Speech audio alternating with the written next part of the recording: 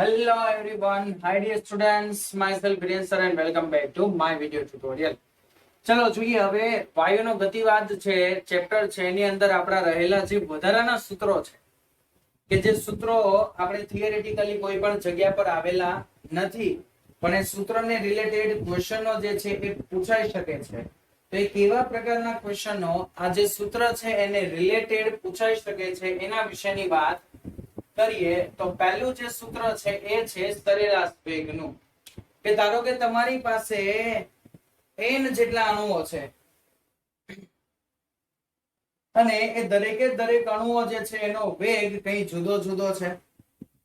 તો મેથેમેટિકલી એનું જે સૂત્ર તમને મળશે એ શું મળશે એના વિશેની વાત કરવાની છે. તો સરેરાશ વેગ v બાર બરાબર સૂત્ર યાદ રાખજો દીકરાઓ 8/π સૂત્ર યાદ રાખજો ખાલી 8/π RT by m 3RT by m સૂત્ર તો આપણી પાસે ઓલરેડી હતું એટલે મેં આ સૂત્ર જે છે એ થોડું અલગ ફોર્મમાં લખ્યું કે ભાઈ v બાર બરાબર શું થશે 8/π into RT by m. હવે RT by m ની જગ્યા પર આ સૂત્રનો આપણી પાસે બીજું પણ સ્વરૂપ હતું p by ρ ના સ્વરૂપમાં kbt by m ના સ્વરૂપની અંદર પણ હતું. તો આનું આ સૂત્ર છે એને તમે બીજા ફોર્મની અંદર લખી શકો છો v બાર બરાબર √8/π into kbt by m. એક આ સ્વરૂપની અંદર પણ આપણી પાસે સૂત્ર હતું અને p by ρ ના સ્વરૂપની અંદર પણ આપણી પાસે એક સૂત્ર હતું.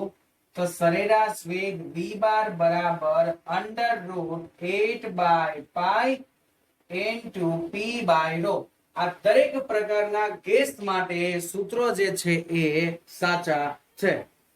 ઓકે, આ જે સૂત્રો છે એ દરેક પ્રકારના ગેસ માટે તમે યુઝ કરી શકો છો. તો આ સરેરાશ વેગનું સૂત્ર થઈ ગયું.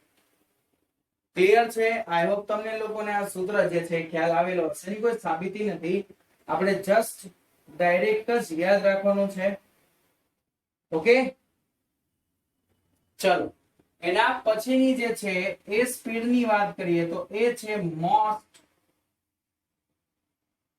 Probable speed. ઓકે, એના પછીની જે આપણી પાસે સ્પીડ છે એ છે મોસ્ટ પ્રોબેબલ સ્પીડ કે મેક્સિમમ સ્પીડ. પ્રોબેબિલિટી આપણને જે મળશે તે મહત્તમ પ્રોબેબિલિટી જે છે એ કેટલી મળશે, જે પ્રૂફ થાય મેક્સવેલના ડિસ્ટ્રીબ્યુટિવ લો છે એના પરથી. ચલો તો એની વાત કરીએ. મોસ્ટ પ્રોબેબલ સ્પીડ vmps એનું સૂત્ર છે √2RT/m. ઓકે, એનું સૂત્ર જે છે એ છે √2RT/m. એક આ સૂત્ર છે. એના પણ જેમ આપણે ઉપર સરેરાશ વેલોસિટીના સૂત્રો લાવ્યા એ રીતે આના પણ ત્રણ સૂત્રો છે. √RT/m, √PV/m means કે √2PV/m અને ત્રીજું પણ એનું એક સૂત્ર છે જે છે √2P/d.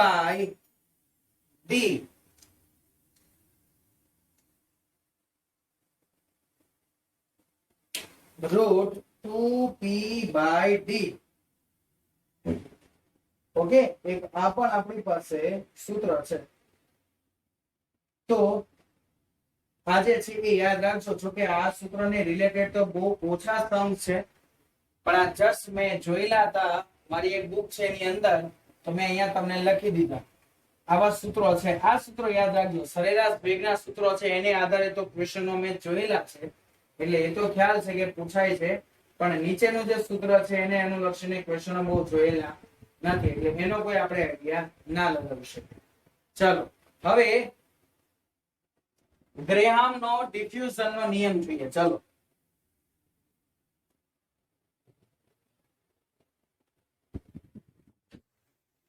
ગ્રેહામનો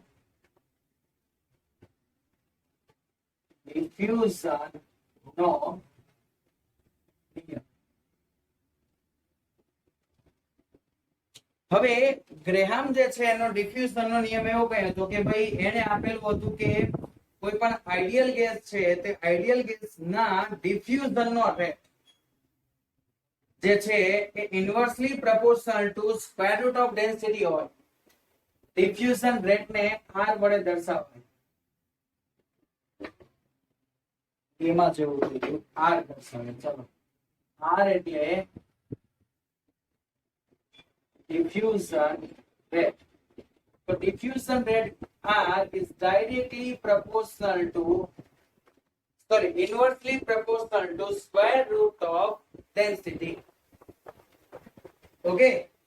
જો હવે તમારી પાસે બે જુદા જુદા ગેસ હોય અને એના તમારે સૂત્રો લાવવા હોય તો એ તમને ડિફ્યુઝન રેટ તમને ડાયરેક્ટલી મળે એના રેશિયોના સ્વરૂપની અંદર કે R1 divided by R2 is equal to under root ρ2 by ρ1.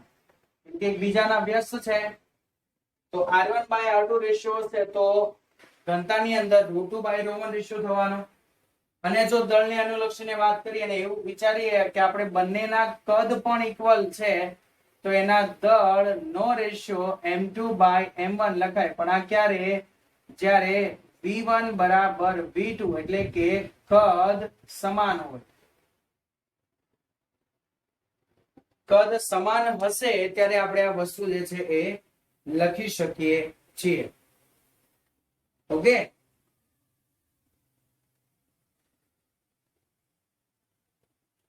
ચાલો તો આ જે છે એ વાત થઈ ગઈ ગ્રેહામના ડિફ્યુઝનના નિયમની. અને હવે પછીનો એક વધારાના સૂત્રમાં એક છેલ્લું જે છે એ સૂત્ર આપણી પાસે છે વાન ડર વાલ ઇક્વેશન, વાન ડર વાલ સમીકરણ.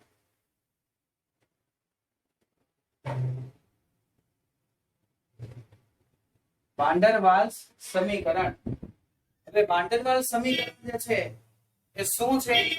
ચલો એનું ફોર્મ્યુલા આવું કહીએ તો p plus n square a by v, capital v. આ v જે છે શું છે? Capital v, sorry capital v નહીં, n સ્ક્વેર ના છેદમાં v સ્ક્વેર. અહીંયા capital v minus b is equal to n into rt. જો અહીંયા એક જગ્યાએ n રહી ગયો. v minus nb is equal to nr. આવું સૂત્ર હતું. જ્યાં a અને b જે છે એ અચળાંકો છે. ઓકે. જ્યાં a n square by b square જે છે એને કહેવામાં આવે છે પ્રેશર કરેક્શન અને nb જે છે એને કહેવામાં આવે છે કદ કરેક્શન. ઓકે. ચલો અહીંયા લખી દો n square a by b square which is known as pressure. દબાણ કરેક્શન એટલે કે સુધારો, અને દબાણ સુધારો કહેવામાં આવે છે. અને જે nb જે છે, ચલો અહીંયા લખી દો n into b જે છે એને કદ સુધારો કહેવામાં આવે છે. n square a by b square દબાણ સુધારો અને nb જે છે એને શું કહેવામાં આવે છે? કદ સુધારો. ઓકે. ચાલો તો હવે આ વસ્તુ જે આપણને પૂછાય એ કઈ રીતે પૂછાય, શું છે એના ફોર્મેશન. ચાલો તો અહીંયા વાત કરીએ કે જ્યારે અણુઓના કદ બહુ મોટા હોય એ માટેની વાત કરીએ તો વાન ડર વાલ ઇક્વેશન જે છે એ આદર્શ વાયુ અવસ્થા સમીકરણ જેવું જ છે. તો એને રિલેટેડ પણ તમે એને લખી શકો.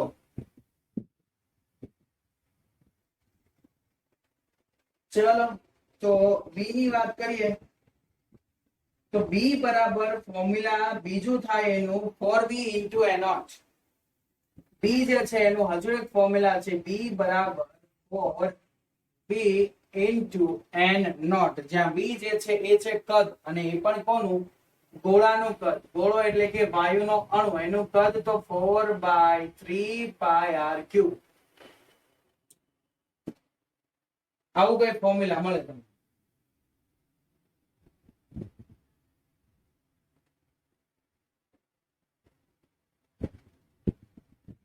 ચાલો, તો આવી કોઈ વેલ્યુ તમને મળશે. હવે આને આધારે તમને દાખલાઓ કેવા પૂછાય, વાન ડેર વાલ્સ સમીકરણ પરથી કેવો દાખલો પૂછાય એની વાત કરીએ. તો ધારો કે તમને કોઈ સમીકરણ આપેલું હોય, એક્ઝામ્પલ લઈએ છીએ અહીંયા કે વાન ડેર વાલ્સ સમીકરણને આધારે આ એક્ઝામ્પલ કેવું પૂછાય. તો તમને એવું આપે કે P બરાબર, ચલો અહીંયા લખું, P બરાબર RT upon, જસ્ટ સેકન્ડ મારે જોવું પડશે, હું ભૂલી ગયો. RT upon 2V minus B minus, હા એક તો છે આ 2V minus B minus 9B square, नहीं B square by 4 या 9B square, 9B square, ના ના ના, yes yes yes yes yes, ચલો ચલો ચલો, યસ યાદ આવી ગયું, 9/4B square. આવું સૂત્ર તમને આપેલું હોય અને તમને પૂછે આ સૂત્ર પરથી શું, એ જુઓ અગત્યની વસ્તુ એ છે કે આ સૂત્ર પરથી તમને પૂછે શું. તો સૂત્ર પરથી તમને એવું પૂછે કે ગેસ જે છે, કોઈ પણ કન્ટેનર છે, કન્ટેનર ની અંદર ભરેલો વાયુ છે એનું અવસ્થા સમીકરણ આવું કઈ છે. તો કન્ટેનર ની અંદર ભરેલા વાયુનું કુલ દળ કેટલું, વાયુનું કુલ દળ m બરાબર શું થશે, કુલ દળ capital M, sorry small m એટલે તો આપણે કોઈ એક અણુનું દળ કહીએ છીએ, અણુ ભારના ફોર્મની અંદર. તો અહીંયા તમને કુલ દળ કેપિટલ M કેટલું થઈને એ પૂછેલું હોય. ચલો આ જે સૂત્ર છે એને પુટ કરીને આવા સૂત્રના રિએક્ટમાં લાવવાની ટ્રાય કરીએ. તો આપણી પાસે સૂત્ર છે P plus n square A upon V square V minus NB is equal to nRT. V minus NB સામે લઈ એટલે છેદમાં જોવાનું. ઓકે, ચલો તો અહીંયા શું વધશે, P plus n square A by V square is equal to nRT upon V minus NB. હવે આ n square A વાળું પદ સામે જોવા દઈએ તો P બરાબર nRT upon V minus NB minus n square A upon V square. આવી કોઈ કિંમત આવે. હવે તો આપણને જે આપેલું ઇક્વેશન છે એ આપેલા ઇક્વેશન પરથી આપણે વાત કરીએ. જો આ બેને સરખાવીએ તો V minus NB RT RT, તો n ની વેલ્યુ જો હું 1/2 મૂકું તો અહીંયા 2/2 એટલે ગાયબ. અહીંયા મૂક્યા તો એટલે ખાલી અહીંયા 1 થઈ ગયું. V ની જે વેલ્યુ છે એ 2 અહીંયા મલ્ટીપ્લાય માં થાય, ઉપર નીચે 2/2 ગાયબ. અહીંયા 1/4 થઈ જાય જો n ની વેલ્યુ હું આ મૂકું તો. યસ, તો અહીંયાથી આપણને આ બે સમીકરણો જે છે એને તમે સરખાવો તો n ની કિંમત તમને કેટલી મળશે, 1/2. n ની જે વેલ્યુ મળશે એ કેટલી મળશે, 1/2. હવે n બરાબર જે છે એ આપણે દળને અનુલક્ષીને લખીએ તો small n upon m nought લખાય. m નોટ એટલે અણુભારના સ્વરૂપની અંદર વાત કરીએ. હવે આ જે સૂત્ર છે ને એ તમને આપવામાં આવેલું હતું. આ જે સૂત્ર મારે કહેવાનું રહી ગયું, જે CO2 ગેસ માટેનું સૂત્ર છે. શની માટેનું સૂત્ર છે, CO2 ગેસ માટેનું. તો CO2 માટેની જે છે m ની વાત કરીએ તો m બરાબર કેટલું થશે, તો સ્મોલ m ની જે વેલ્યુ છે એ આપણે લાવવાની છે. અહીંયા સ્મોલ m લીધું ને એ કામ કરે. ચલો ઉપર કેપિટલ M થઈ ગયું. m નોટ એટલે અણુભાર, તો કેપિટલ M બરાબર 1/2 m નોટ થાય. તો CO2 નો અણુભાર થઈ જાય 44. તો આપણને m બરાબર 22 ગ્રામ દળ મળશે. તો આવા સૂત્ર પરથી તમે લાવી શકો કે કન્ટેનરની અંદર જે ભરેલો વાયુ છે તે વાયુનું કુલ દળ કેટલું છે 22 ગ્રામ જેટલું. ઓકે, તો અહીંયા આપણી ટોટલ થિયરીઓ દીકરાઓ થાય છે પૂરી વાયુના ગતિવાદ ચેપ્ટરને અનુલક્ષીને. હવે એને રિલેટેડ सम्स વિશેની ચર્ચા આપણે આપણા ડીપીપી ના સેશનની અંદર જોઈશું. ઓકે બચ્ચા party, so bye bye, take care, C you soon, stay healthy and stay happy બચ્ચા પાર્ટી.